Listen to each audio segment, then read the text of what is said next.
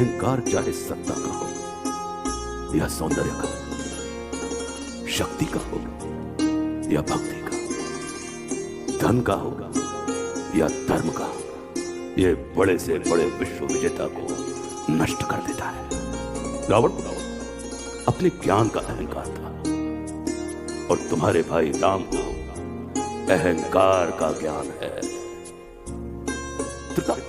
भले ही अपने समतुल्य या अपने से निम्न स्तर के व्यक्ति के साथ कर लेना, किंतु शत्रुता सदैव अपने से योग्य, अपने से श्रेष्ठ व्यक्ति के साथ ही ठानना। जितना बड़ा और गरिमापूर्ण हमारा शत्रु होता है, उतने ही बड़े और गरिमापूर्ण व्यक्ति की ख्याति को हम प्राप्त होते हैं। देखो, इस जगत में जो कुछ राम से जुड़कर प्राप्त नहीं किया, उसे रावण ने राम से लड़कर प्राप्त कर लिया। हमारा शत्रु ही होता है जो अपनी उपस्थिति से हमारे अंदर सुप्त पड़ी हुई ऊर्जा को जागृत करने का कार्य करता है। हमारा शत्रु ही हमें अक्षम से सक्षम बनने की प्रेरणा देता है।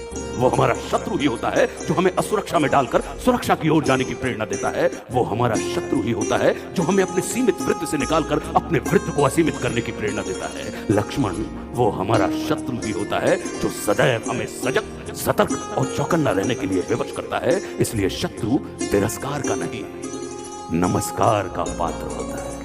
तो कामना से पूरित होकर महादेव की उपासना करते हैं या भावना से भरकर महादेव की उपासना करते हैं, स्मरण रखना। जब हम कामना से पूरित होकर महादेव की उपासना करते हैं, तब महादेव हमें वह देते हैं जो हमें प्रिय होता है। लेकिन जब हम भावना से भरकर महादेव की उपासना करते हैं, तब महादेव हमें वह देते हैं जो महादेव को प्रिय होता है।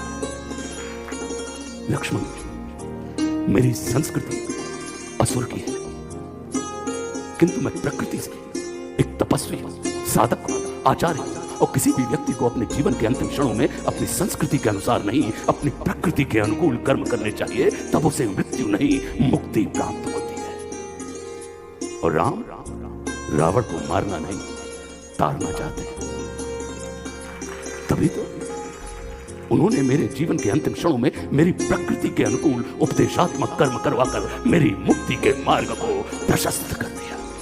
लक्ष्य की ओर सदैव उन्मुख रहने वाले मन को लक्ष्मण कहते हैं। तुम्हारा लक्ष्य तुम्हारे बड़े भाई श्री राम है। सदैव उनके अनुगामी रहना और मात्र उनके चरणों को ही नहीं, उनके आचरण को भी अपने जीवन में उतारने का प्रयास करना। और स्मरण रखना, मार्ग कभी एक नहीं होता और लक्ष्य कभी